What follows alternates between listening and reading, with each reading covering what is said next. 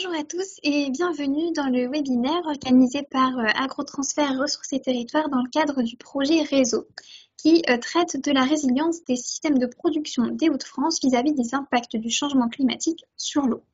Aujourd'hui, je vais vous parler des leviers qui permettent d'améliorer la résilience des systèmes par rapport à la contrainte en eau.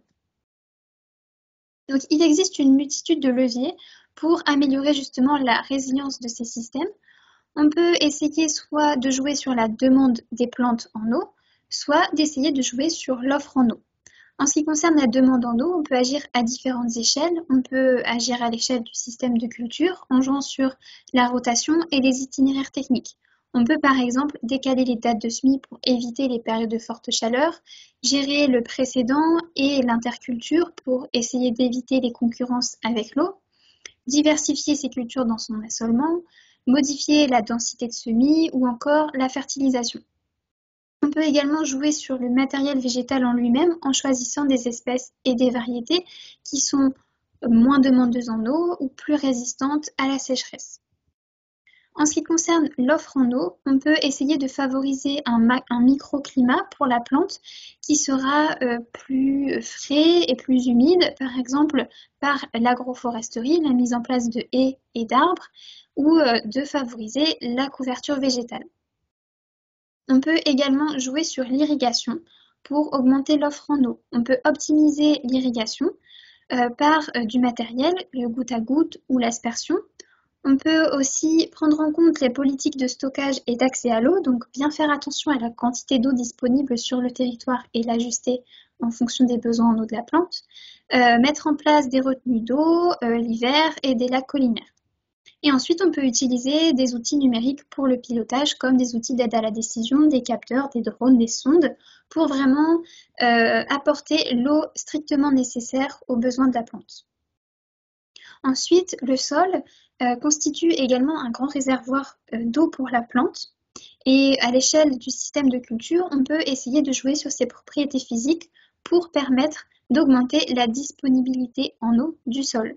On peut jouer soit sur la capture de l'eau en favorisant l'infiltration, en favorisant également le stockage, donc la rétention en eau dans le sol, et aussi en évitant les pertes d'eau par évaporation. Il y a plusieurs leviers qui peuvent jouer sur les propriétés hydriques du sol, la réduction de travail du sol, la couverture, l'apport de matière organique, le binage et bien d'autres leviers. Donc aujourd'hui, je vais vous parler plutôt de comment favoriser la disponibilité en eau du sol. Et la présentation sera scindée en 3 grandes parties.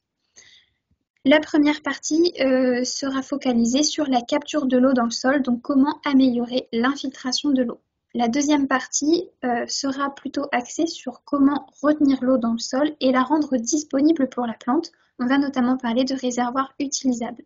Et ensuite, on va parler du processus de conservation de l'eau dans le sol, éviter les remontées capillaires et l'évaporation de l'eau du sol.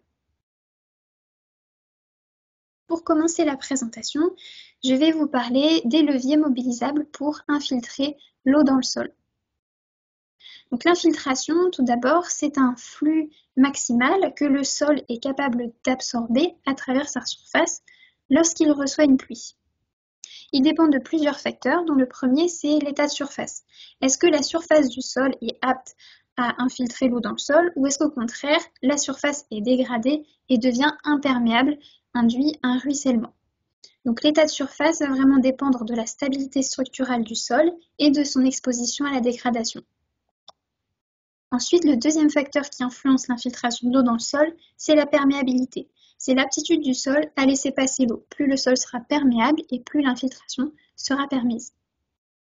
Il y a d'autres facteurs qui influent sur l'infiltration de l'eau, mais sur lesquels on ne peut pas jouer.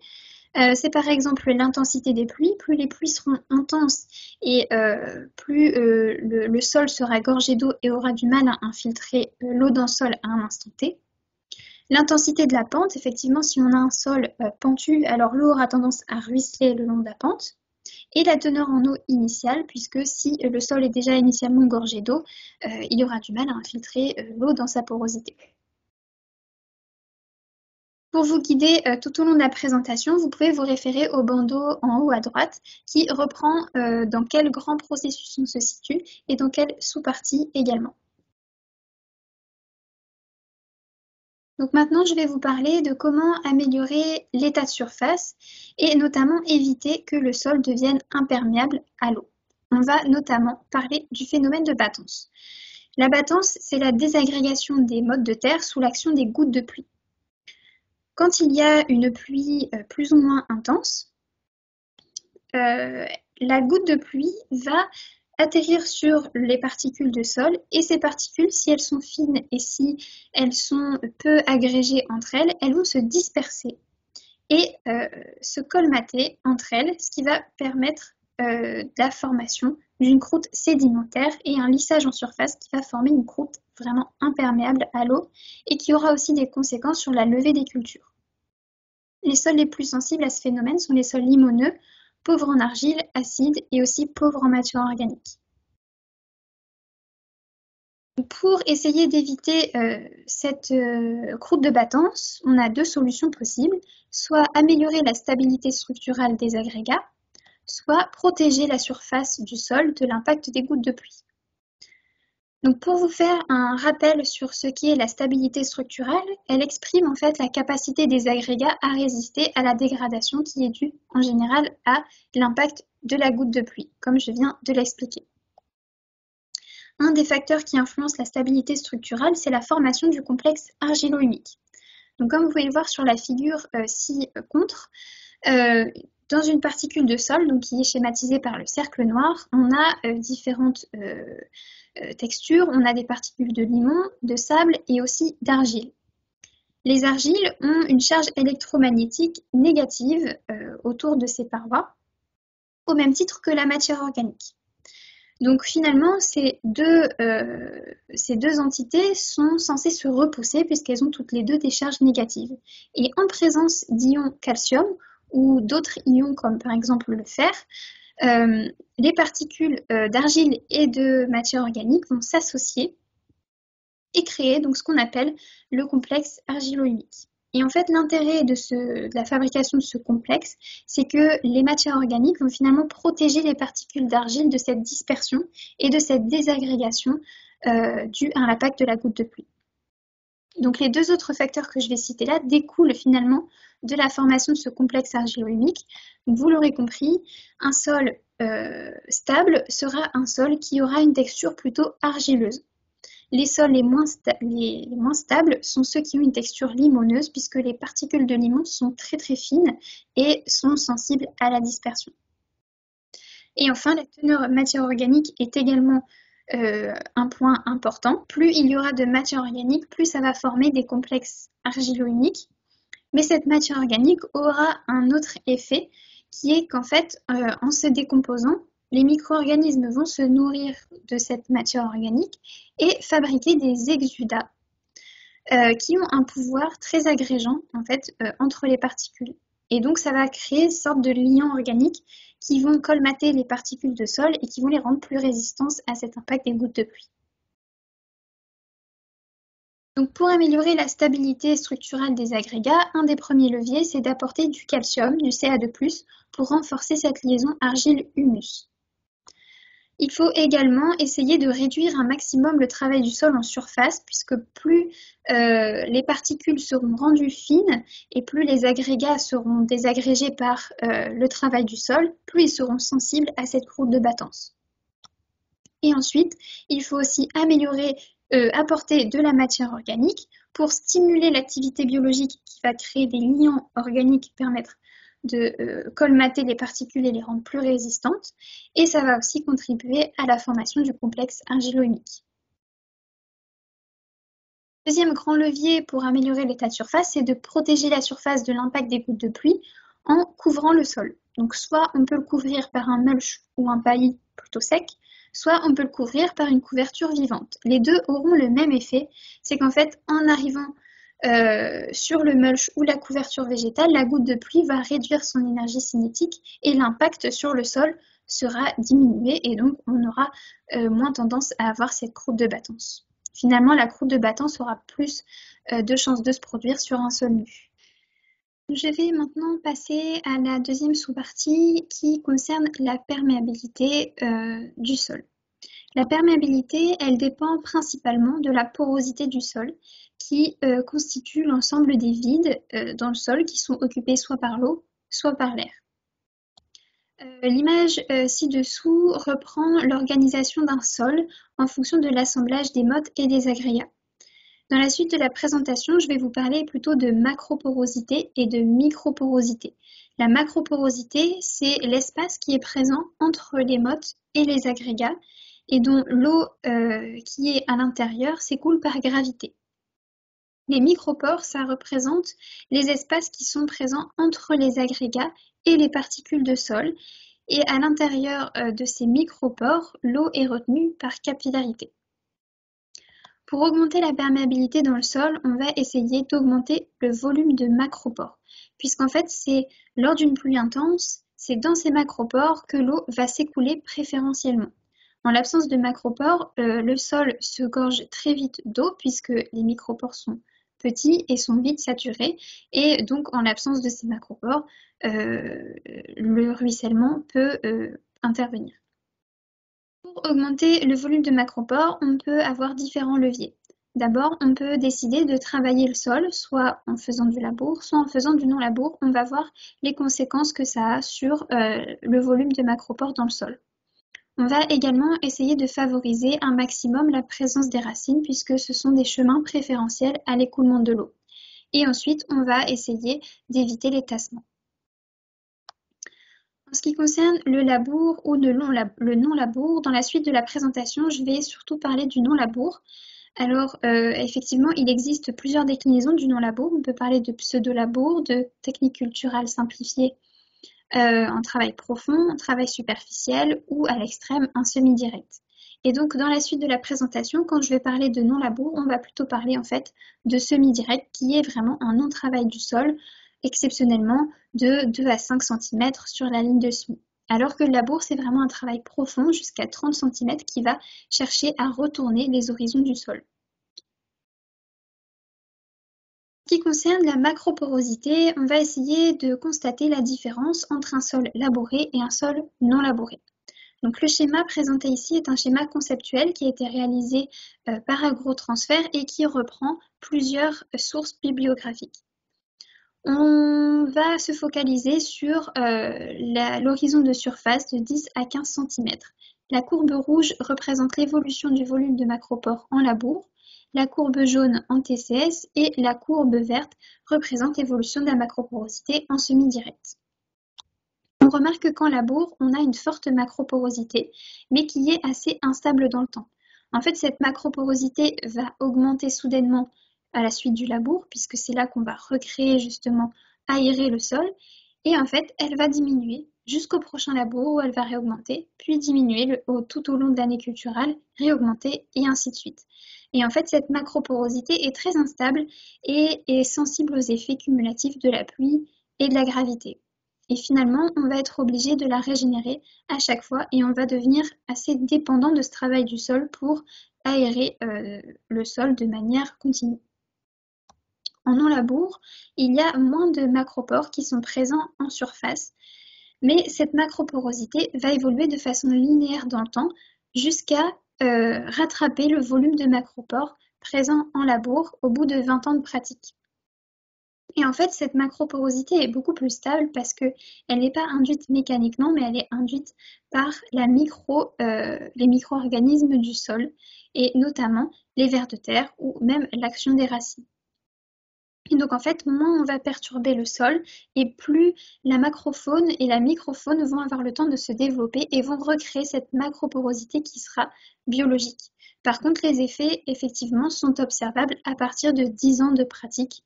Et donc avant, la macroporosité sera plus faible en pratique de non-labour. Alors, d'après ce que je viens de vous dire, avant les 10 premières années de pratique de non-labour, on observe moins de macropores, mais par contre sur le terrain, parfois la perméabilité est meilleure en conditions de non-labour, alors qu'il y a moins de macropores. Comment l'expliquer? Voici un schéma qui a été présenté dans le cadre du projet Bagage par Vincent Bustillo en 2022, qui reprend un peu la dynamique d'eau dans les macropores en système de labour et en système d'agriculture de conservation. On remarque effectivement en labour, les macropores sont présents, mais ils sont faiblement connectés entre eux. On observe des resserrements hydrauliques qui empêchent en fait l'eau de s'écouler en profondeur. Et donc ces macropores vont saturer beaucoup plus facilement qu'en conditions de non-labour. Puisqu'en fait, en conditions de non-labour, les macropores, comme je l'ai dit tout à l'heure, sont créés par la biologie du sol, donc soit par les galeries de vers de terre, principalement, soit par les racines mortes ou après d'autres actions de micro-organismes. Et en fait, cette porosité est donc verticale, va permettre un écoulement tout au long du profil, puisque ces galeries de vers de terre, ces racines sont vraiment connectées entre elles, et donc ça permet un écoulement beaucoup plus facile en non-labour qu'en labour. En ce qui concerne la présence de racines, on va essayer justement de les favoriser puisque ces racines sont des chemins préférentiels à l'écoulement de l'eau. D'abord, on va essayer d'améliorer la structure du sol pour que les racines prennent place et puissent aller en profondeur. On va essayer aussi de couvrir le sol par des cultures vivantes un maximum, puisque comme les racines sont un chemin d'écoulement préférentiel, on va essayer de les favoriser pour que l'eau pénètre plus facilement dans le sol grâce à ces racines. Et enfin, on peut choisir des espèces avec des systèmes racinaires plus ou moins grossiers ou plus ou moins denses qui vont permettre d'améliorer cette perméabilité. Alors, il n'y a pas beaucoup de références bibliographiques qui parlent de cette combinaison d'espèces pour améliorer la perméabilité, mais ça peut être intéressant à creuser davantage. Enfin, pour permettre cette perméabilité, on ne va pas essayer d'augmenter le volume de macropore cette fois-ci, mais éviter de diminuer son volume en évitant les tassements. Pour ce faire, on va choisir des engins légers et réduire le nombre de passages sur le sol. On va essayer de bien choisir ces dates d'intervention et notamment au moment de la récolte, intervenir dans des sols bien ressuyés, même au niveau du semis. Et ensuite, si on veut une solution à plus long terme, on peut passer en non-labour, puisque le non-labour, comme j'ai expliqué tout à l'heure, permet d'avoir une porosité verticale qui va induire en fait une meilleure portance du sol et les engins auront plus de facilité à passer dans le sol.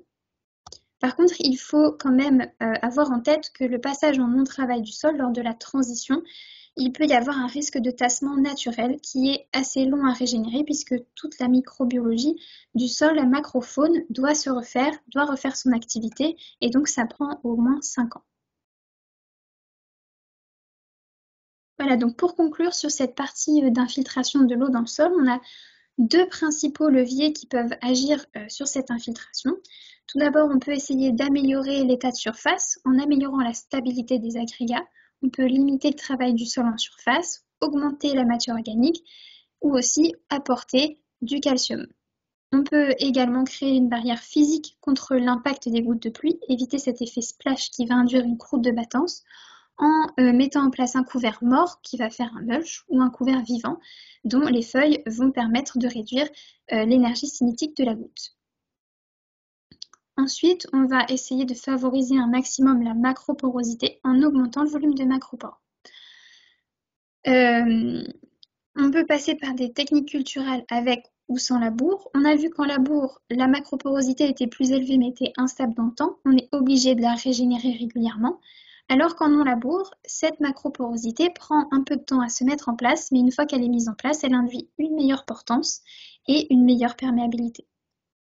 On peut également favoriser la présence de racines, qui est un chemin préférentiel à l'écoulement de l'eau, en améliorant la structure du sol, en couvrant un maximum le sol et en choisissant des espèces qui ont un système racinaire qui permet cet écoulement en profondeur. Et enfin, éviter la perte de porosité par tassement, c'est primordial. Il faut réduire le nombre de passages des engins sur les parcelles, choisir des engins adaptés plus légers au type de sol et intervenir dans les bonnes conditions. Alors maintenant, je vais passer à la deuxième grande partie de ma présentation qui parle du stockage de l'eau et notamment de la rétention en eau dans le sol. Donc quand on parle de stocker l'eau dans le sol, on parle de comment améliorer la capacité du sol à absorber et à retenir l'eau au sein de sa porosité. Et finalement, dans le sol, toute l'eau qui est retenue n'est pas forcément disponible pour la plante. Et donc, dans la suite de cette présentation, je vais plutôt parler de comment augmenter le réservoir utilisable du sol, qu'on appelle aussi RU, qui est la quantité maximale d'eau que le sol peut contenir, mais aussi restituer aux racines pour les plantes. Donc, pour vous rappeler la notion de réservoir utilisable, c'est l'eau qui est disponible pour la plante. Donc elle possède 3 limites d'accessibilité. On a tout d'abord la limite haute qui est la teneur en eau à la capacité au champ, qu'on appelle aussi HCC, qui est en fait l'état hydrique du sol après le ressuyage par gravité d'une forte pluie. Cette capacité au champ va dépendre de la texture et de la structure du sol, et l'énergie avec laquelle l'eau est retenue au sein de la porosité est assez faible, elle est entre 1,5 et 2,5. La limite basse de la réserve du réservoir utilisable, c'est la teneur en eau au point de flétrissement permanent qu'on appelle aussi HPF. À partir de ce moment-là, l'énergie avec laquelle l'eau est retenue est tellement forte que la plante ne peut plus puiser l'eau qui n'est plus disponible. Cette limite basse dépend essentiellement de la texture du sol et l'énergie, le PF, l'énergie avec laquelle l'eau est retenue, est de 4,2. La troisième limite d'accessibilité du réservoir utilisable, c'est la profondeur maximale à laquelle l'eau peut être prélevée, qui dépend notamment de la profondeur d'enracinement de la culture. Donc pour stocker l'eau, on peut jouer sur 3 grands processus. On peut essayer de favoriser les pores de petite taille et aussi favoriser leur connectivité. On peut également essayer d'exploiter un maximum le réservoir utilisable pour que toute l'eau disponible puisse être utilisée. Et ensuite, on peut également agir sur les remontées capillaires, encore une fois, pour essayer de maximiser l'eau disponible pour la plante. Il y a d'autres facteurs qui rentrent en compte dans le stockage de l'eau dans le sol, comme la composition du sol.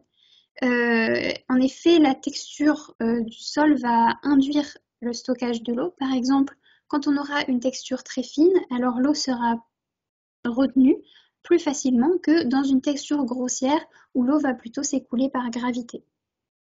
Il y a également la teneur en éléments grossiers qu'il ne faut pas perdre de vue puisque plus il y aura d'éléments grossiers dans le sol et moins ça lui laissera de place pour accueillir de l'eau. Il y a tout de même une nuance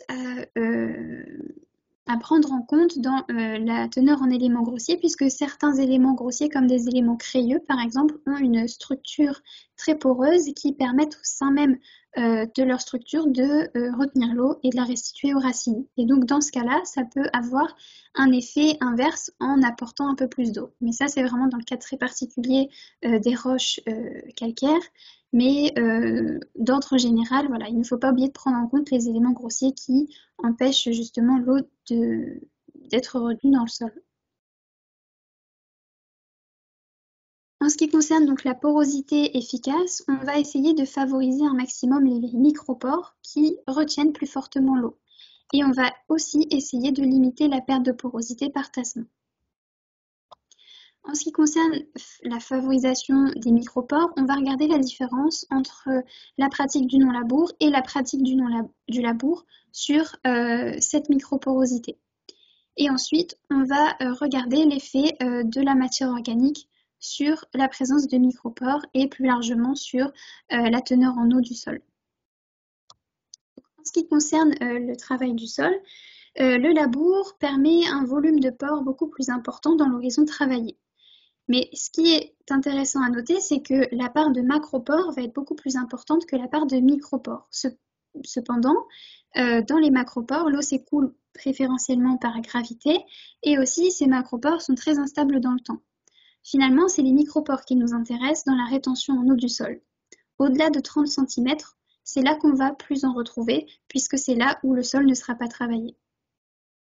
Au contraire, dans un sol en non-labour, le volume de pores global sera plus faible, dans l'horizon 0,30 cm, mais il deviendra équivalent au bout d'une dizaine d'années de pratique.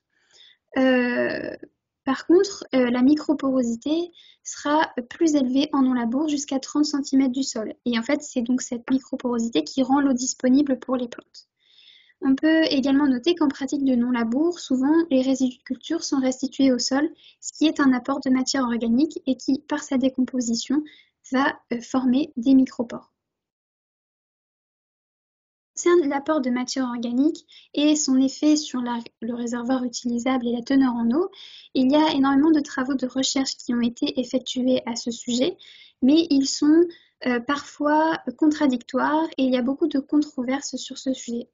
Donc, selon la veille bibliographique que nous avons effectuée à AgroTransfert, on a résumé ici le consensus qui est fait entre tous les auteurs. Donc, tous les auteurs s'accordent à dire qu'effectivement, l'augmentation de la teneur en matière organique permet d'augmenter le stock d'eau disponible, mais attention, cette augmentation se fait vraiment dans une moindre mesure. Comme vous pouvez le voir sur le schéma ici, qui est un schéma conceptuel qui reprend différentes méta-analyses sur le sujet, on remarque que quand on augmente de 1% la matière organique, finalement, la réserve utile va augmenter jusqu'à un maximum de 2% en sol sableux, et en sol argileux, on aura une augmentation de 0,2 à 1%, qui dépend du type d'argile qu'on a. Ensuite, les auteurs s'accordent à dire que plus le sol est pauvre en matière organique initialement et a une texture grossière, plus l'augmentation de cette matière organique permettra une teneur en eau plus importante.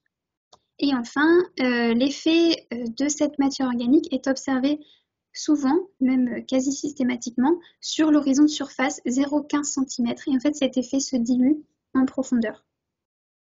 Donc, je vais vous donner ici quelques hypothèses d'explication qui peuvent essayer de donner des clés pour la compréhension du mécanisme de rétention en eau par la matière organique. On a un effet d'abord direct qui est un effet éponge de la matière organique, notamment comme le compost ou le fumier, qui permettent d'absorber plusieurs fois leur poids en eau.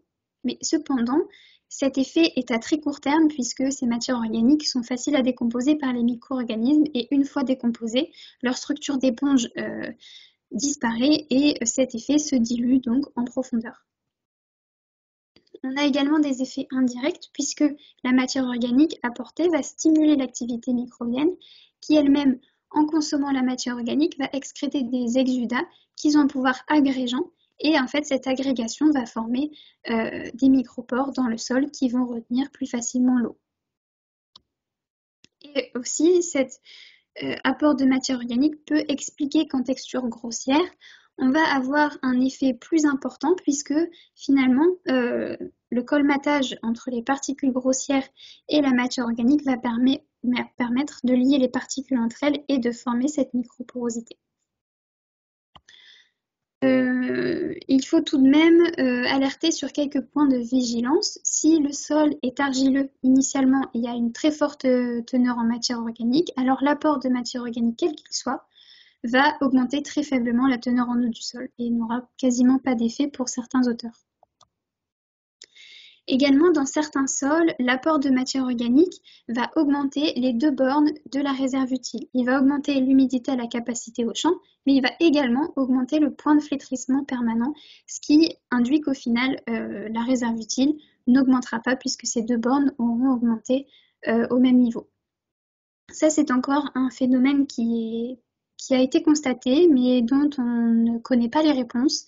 Et donc, les chercheurs travaillent dessus, mais voilà, c'est quelque chose qu'il faut prendre en compte quand on lit des études sur l'effet de la matière organique sur la teneur en eau du sol. En ce qui concerne limiter la perte de porosité par tassement, les leviers sont les mêmes que ceux cités dans la partie précédente.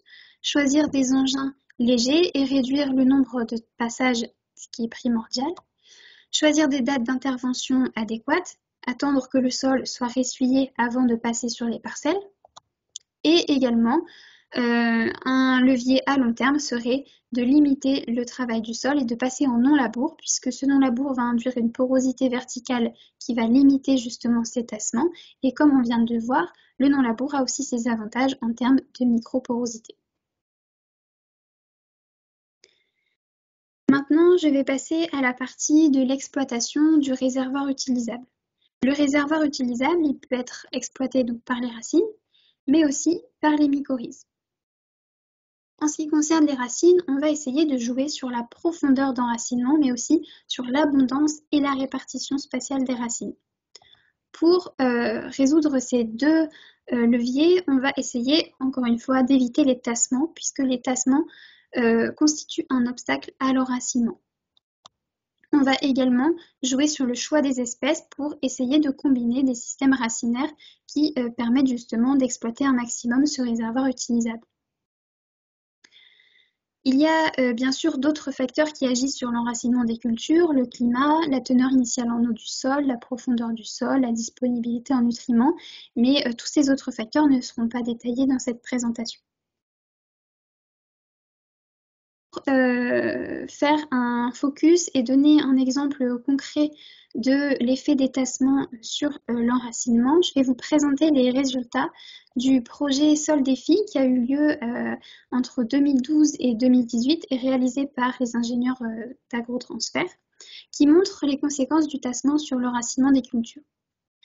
Comme vous pouvez le voir ici, ils ont essayé de comparer deux profils racinaires en fonction, donc en culture de pommes de terre, en fonction de si la butte a été roulée lors de la plantation ou si la butte n'a pas été roulée. Et on a aussi la comparaison des profils racinaires de culture de blé après betterave sur une zone tassée par un passage de roue et une zone non tassée. Et on remarque effectivement que les profondeurs d'enracinement sont quand même plus faibles en conditions tassées. On remarque 15 cm de différence pour la culture de pommes de terre entre la butte roulée et non roulée et 40 cm de différence sur la culture de blé en comparaison avec la zone tassée par le passage de roue et la zone non tassée. Donc voilà, les tassements ont vraiment un rôle très préjudiciable pour l'enracinement des cultures et donc l'éviter, ça permet vraiment d'exploiter un maximum ce réservoir utilisable. Donc pour l'éviter, on va choisir des engins légers et réduire le nombre de passages, choisir des dates d'intervention. Et là, la question se pose, est-ce que pour favoriser l'enracinement, il est mieux de travailler le sol et de labourer ou finalement de laisser le sol non travaillé? Voici un graphique qui représente la résistance pénétrométrique de la racine, donc la facilité ou la difficulté de la racine à pénétrer dans le sol en fonction de la profondeur. La valeur de 1,5 a été entourée en rouge puisqu'à partir de 1,5 mégapascal, ça signifie que la racine a quelques difficultés à pénétrer dans le sol. On remarque ici qu'en condition de labour, la racine n'a pas de difficulté à pénétrer dans le sol sur l'horizon 0,30 cm, mais qu'à partir de 30 cm, on observe une résistance un peu plus élevée qui correspond à la semelle de labour. Alors la semelle de labour peut constituer un obstacle à l'enracinement, mais parfois les racines arrivent à traverser cette semelle, souvent par les voies biologiques créées par les vers de terre et les racines, les anciennes racines mortes. En condition de non-labour, le même graphique est présenté et on remarque qu'à partir de 10 cm, on a déjà des contraintes de pénétration. On remarque qu'en dessous de ces 10 cm, on a vraiment un tassement naturel qui se fait ressentir, ce qui est normal puisqu'on n'a pas recréé de porosité de façon mécanique. Ces résultats sont assez théoriques et on observe malgré tout que sur le terrain, en non-labour, il y a quand même des racines dans le profil de sol. Et donc, ces racines sont présentes certainement puisqu'elles utilisent des chemins créés par les anciennes racines mortes ou les galeries de vers de terre. Alors, il existe très peu d'informations à ce jour sur l'enracinement en non-labour, donc il est difficile aujourd'hui de conclure sur quelle est la meilleure méthode de travail du sol pour favoriser les racines. C'est un sujet qu'il faudra creuser de façon plus approfondie. En ce qui concerne le choix des espèces, on peut essayer donc de combiner différents types de systèmes racinaires pour exploiter un maximum le réservoir utilisable, que ce soit des racines profondes, superficielles, avec un système plutôt pivotant ou fasciculé. Aujourd'hui, c'est une information qu'il faut creuser en bibliographie car on ne sait pas forcément quelle est la meilleure association d'espèces pour exploiter un maximum le réservoir utilisable sans créer de compétition, mais ça peut être un sujet vraiment très intéressant à creuser à l'avenir. tout à l'heure, j'ai parlé de la façon dont on peut exploiter le réservoir utilisable, qui peut se faire soit par les racines, soit par les mycorhizes. Les mycorhizes, c'est le résultat d'une symbiose entre un champignon et une plante. Et en fait, 80% des plantes terrestres font cette symbiose systématiquement. La plante va apporter au champignon des résultats de la photosynthèse, notamment des sucres, et en échange, le champignon va lui apporter des nutriments et de l'eau. Donc il existe plusieurs types de mycorhizes, et celle qui nous intéresse en agriculture, c'est la symbiose mycorhizienne à arbuscule, ou ce qu'on appelle l'endomycorhize. C'est quand en fait le champignon se place à l'intérieur de la cellule de la racine et va produire des hyphes qui vont émaner des racines et qui ont un diamètre très petit. Et en fait, le transfert de nutriments entre les hyphes et la plante va se faire sur une surface d'échange de la racine qu'on appelle arbuscule. Il y a quelques familles de cultures qui ne peuvent pas produire de mycorhizes. Ce sont les brassicacées de colza, navette, radis par exemple, et les chénopodiacées, les betteraves et les épinards. La mycorhization présente plusieurs intérêts en ce qui concerne la mise à disposition de l'eau. Premièrement parce qu'elles permettent de coloniser un volume de sol beaucoup plus grand que les racines à elles seules grâce aux hyphes qu'elles construisent, qu'elles produisent. Par contre, le potentiel en termes de volume exploré est très hétérogène en fonction de la compaction du sol, de la nature de la texture et aussi de la nature du champignon mycorhizien. Deuxièmement, les filaments fongiques ont un diamètre très fin qui permet en fait d'aller pénétrer dans la microporosité là où les racines ne peuvent pas puiser l'eau. Donc ça, c'est un réel avantage en cas de sécheresse qui est permis grâce à la mycorhization. Et enfin, les champignons mycorhiziens contrôlent la synthèse de l'hormone ABA qui intervient dans la fermeture des stomates pour limiter l'évapotranspiration. En fait, lorsque la plante est en cas de stress hydrique, elle va fermer ses stomates pour éviter les pertes d'eau. Et cette fermeture des stomates va empêcher l'échange avec le CO2 dans l'atmosphère et donc va réduire la photosynthèse de la plante. Et donc, ce qui est désavantageux pour le champignon, c'est qu'en réduisant la photosynthèse, elle va produire moins de sucre. Donc finalement, le champignon va contrôler la synthèse de cette hormone pour laisser ouvert les stomates, laisser l'échange de CO2 et contribuer à la photosynthèse. Et en échange, le champignon va aller puiser l'eau dans les micropores et continuer à préserver la survie de la plante. Donc voilà, la mycorhization, c'est vraiment quelque chose de très important et bénéfique et qui permet vraiment une plus grande tolérance à la sécheresse que les plantes non mycorhizées. Les mycorhizes, pour qu'elles se développent, il faut répondre à certaines conditions. Et la première, c'est la réduction du travail du sol.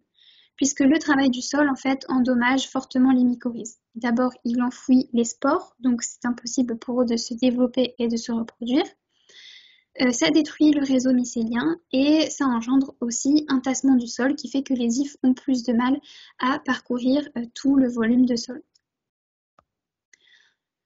Il faut également bien choisir ces espèces, puisqu'il y a des espèces ou des variétés cultivées qui auront plus tendance à faire de la mycorhization plutôt que d'autres. Par exemple, les brassicacées ou les chénopodiacées, et notamment les brassicacées qui ont un pouvoir fongicide. Donc, si on veut favoriser les mycorhizes, il vaut mieux éviter ce genre de culture. Ensuite, bien évidemment, maintenir une couverture végétale vivante est indispensable, puisque plus il y aura de racines, plus les mycorhizes auront de chances de se développer et de coloniser le profil de sol. Aussi, un des leviers, c'est de limiter la fertilisation, puisqu'en fait, quand on va stimuler la fertilisation de la plante, elle aura tous les nutriments nécessaires dont elle a besoin et elle va du coup ne plus avoir besoin de créer une symbiose avec le champignon. Et en cas de sécheresse, ça peut lui être préjudiciable. Et enfin, on va essayer d'éviter les traitements fongicides, bien évidemment, puisque les mycorhizes sont des champignons, et aussi les produits herbicides. Voilà, donc maintenant, je vais passer au troisième levier qui permet donc de rendre l'eau disponible aux plantes. C'est le fait de favoriser les remontées capillaires. Donc pour faire un petit rappel sur une remontée capillaire, c'est en fait un courant d'eau qui remonte à la surface par un différentiel de potentiel.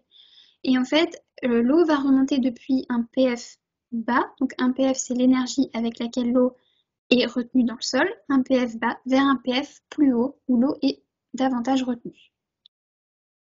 L'eau capillaire va remonter sous forme de film continu entre les agrégats du sol. S'ils sont longs, comme sur l'image entourée en rouge, l'eau va remonter lentement depuis la profondeur. Par contre, s'ils sont courts, donc induits par une rupture, soit par un travail du sol ou une irrégularité dans le sol, un élément grossier ou quoi que ce soit, alors l'eau va remonter rapidement à la surface, mais la partie en dessous de la rupture va rester en profondeur. L'efficacité des remontées capillaires va vraiment dépendre du milieu. Si on est dans un milieu drainé, l'ascension capillaire sera très lente puisqu'il n'y a pas beaucoup d'eau dans le sol et elle ne va pas compenser le dessèchement. Par contre, si on est en présence d'une nappe d'eau libre, alors les remontées capillaires seront beaucoup plus importantes et efficaces que dans un sol drainé. Et en fait, cette eau capillaire va représenter vraiment un apport essentiel d'eau pour la plante en saison sèche.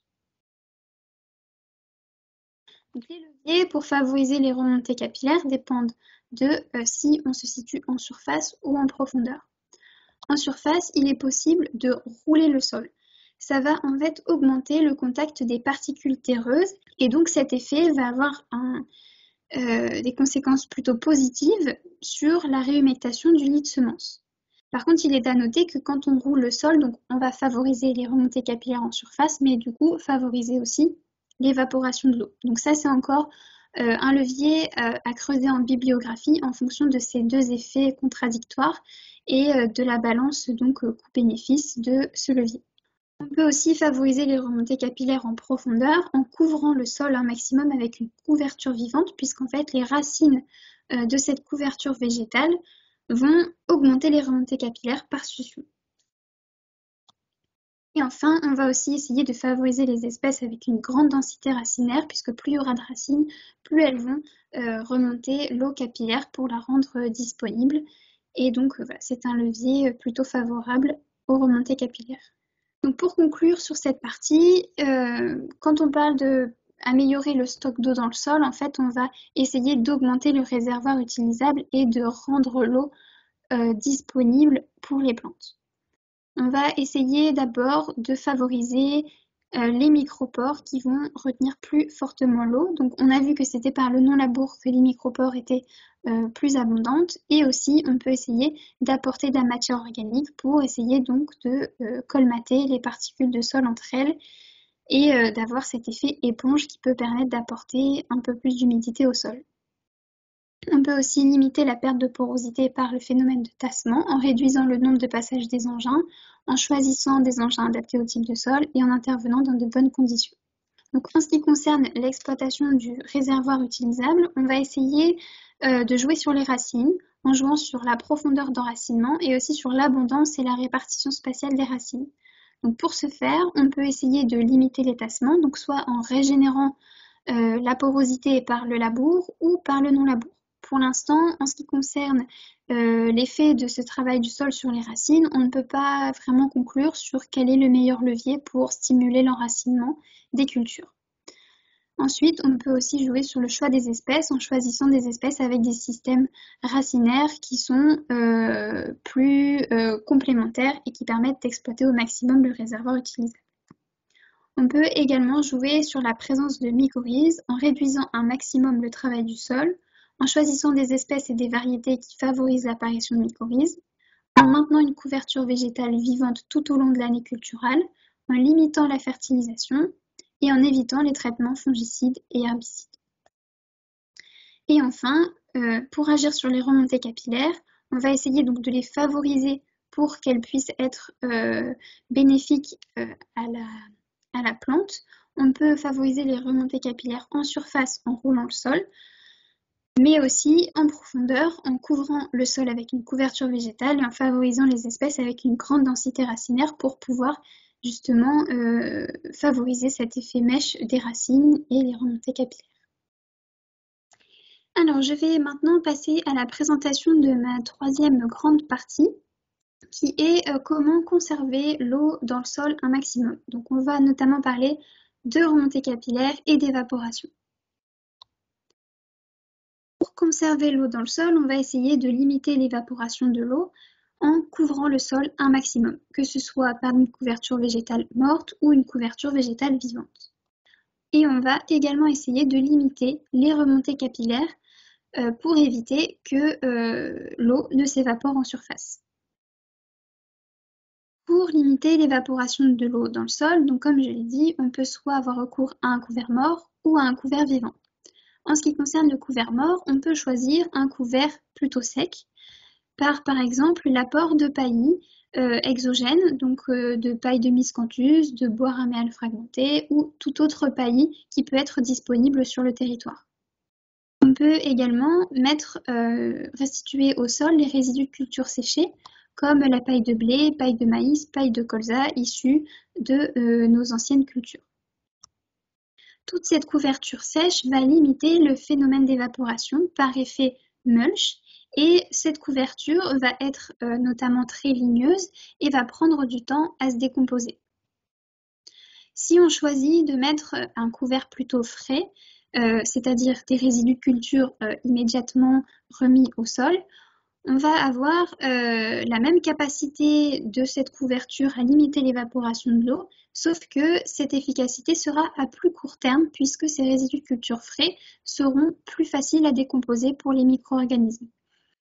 On peut noter quand même que même si la décomposition de cette culture est assez rapide, la culture principale qui a été semée dans ce couvert va prendre le relais au fur et à mesure de son développement et induire ce qu'on appelle un microclimat humide et frais sous la canopée végétale. Donc effectivement, on peut couvrir le sol soit par un couvert mort, soit aussi le couvert vivant peut avoir cet effet limitation d'évaporation.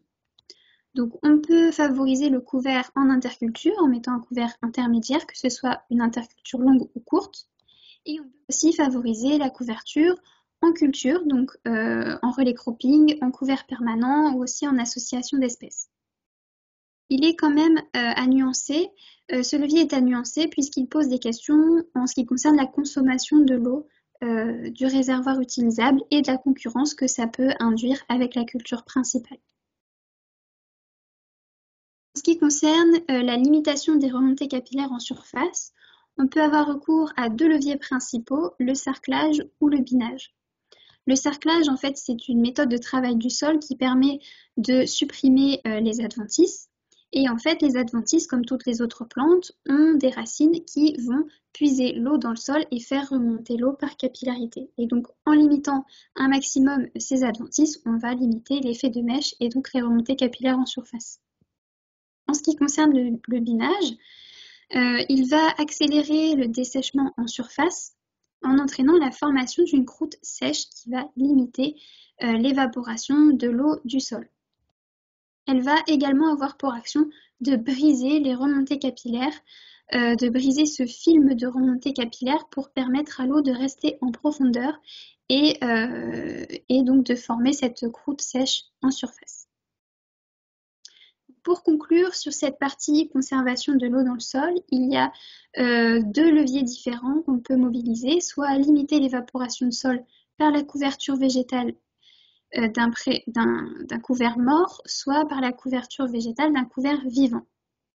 Si on choisit un couvert mort, on peut avoir recours au couvert sec, qui sera très ligneux, comme l'apport de paillis, donc paille de miscanthus, bois raméal fragmenté, ou l'apport de résidus de cultures séchées, comme les pailles de blé, de colza, de maïs.